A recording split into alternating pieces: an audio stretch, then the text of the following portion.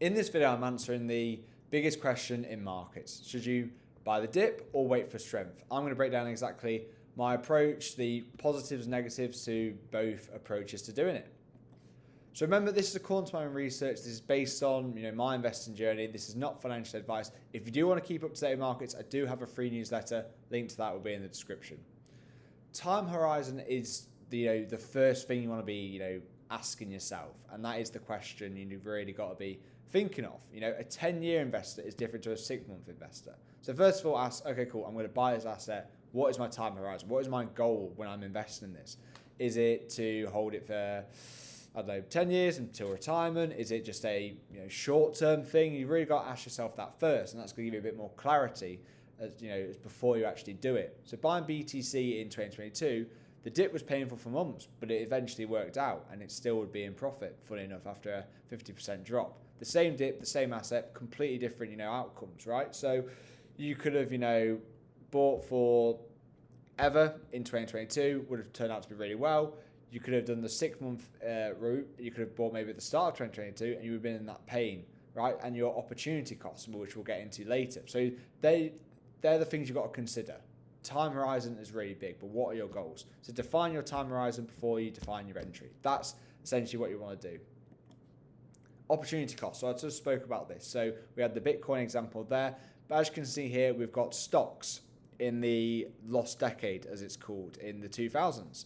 So as you can see here, stocks didn't make an all-time high. This is a yearly chart. And here we've got gold. So gold in that same time period went just up only, pretty much. Whereas stocks, you had chop. So opportunity costs. Accumulation would have been brilliant because you would have caught all of this. So if you were a 10-year time horizon or retirement time horizon, this is brilliant. This is what you want, really. If you're more of a 6-month time horizon, this is what you want. You don't want that. So look, buying the S&P 500 dip in 2000, trapped your capital for 13 years, there. So whereas gold, 600%. So look, that's the thing you've got to consider. I'm buying this. What's my time horizon?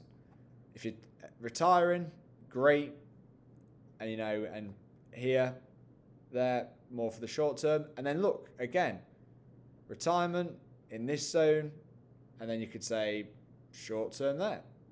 So there you go. So things rotate, things move, but opportunity cost is a big one, and that's what you've really got to think about. Like, what is my opportunity cost by tying up this capital in this investment? So dips respect the trend until they don't. So here we've got Qs on the weekly chart. So we've got a 12 EMA and a 21 EMA. Bought the dip, bought the dip, bought the dip, didn't work.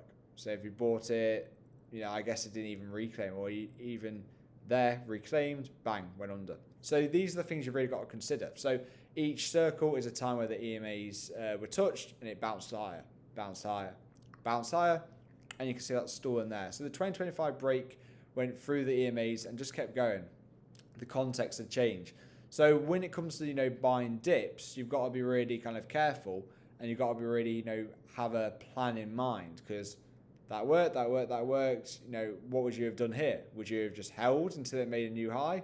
Well, if it's not something maybe as stable as Qs, that could have just gone all the way down. So you've really got to have these considerations, when you're doing dip buying. But I thought this was a good example to show, because it worked, then it doesn't work. And you can't predict when it's not going to work, if that makes sense. So look, long-term trend buying on the monthly, here we go. There, you could have bought when it was touched there. Could have bought in that area. These did hold here. Could have bought on that touch there, and so on. So look, 2018, 2020, and 2022 all dipped into that bottom EMA. They were great dips to buy. Long-term dip buying, with monthly EMAs has seemed to work really well. But I've talked about this in another video. We've been in a 16-year bull market, according to these EMAs, on the S&P. So that, strategy, you could argue, is going to end soon.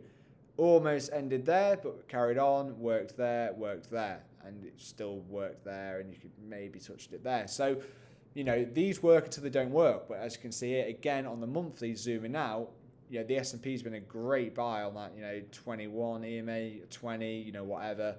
So yeah, that's another one there. Long-term dip buying, with a monthly EMA works if you have a plan, but there, your opportunity cost. Let's say you bought on that touch there.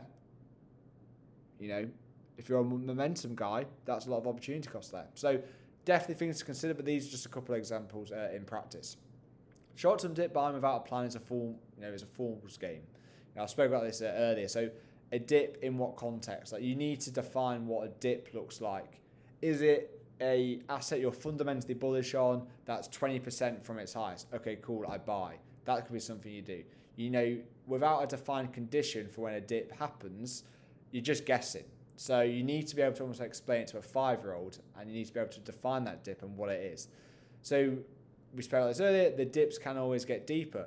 We go back to here, you could have maybe bought a dip there and a dip there, obviously gone lower. You could have maybe bought a dip there in gold. Oh, it's been working, buying gold, it's been up only for the last decade or so, bang. So these are things you definitely want to be, considering. And opportunity costs, again, which we spoke about earlier, that's something you want to be thinking about. I think this is a really important thing that not many people speak about. I'm tying up my capital in this thing. What's the opportunity cost? Buying a house is a really good example. You're going to put a mortgage down on a house. You're going to save up all your money. You're going to put, let's say, 200 grand down on a lovely house. Is that capital being tied up in that 30-year mortgage, let's just say for a random example? Is that a good investment? Is that worth doing? Something to consider and something to think about. I think it's a really good frame to do when you're long-term investing, what the opportunity cost could be.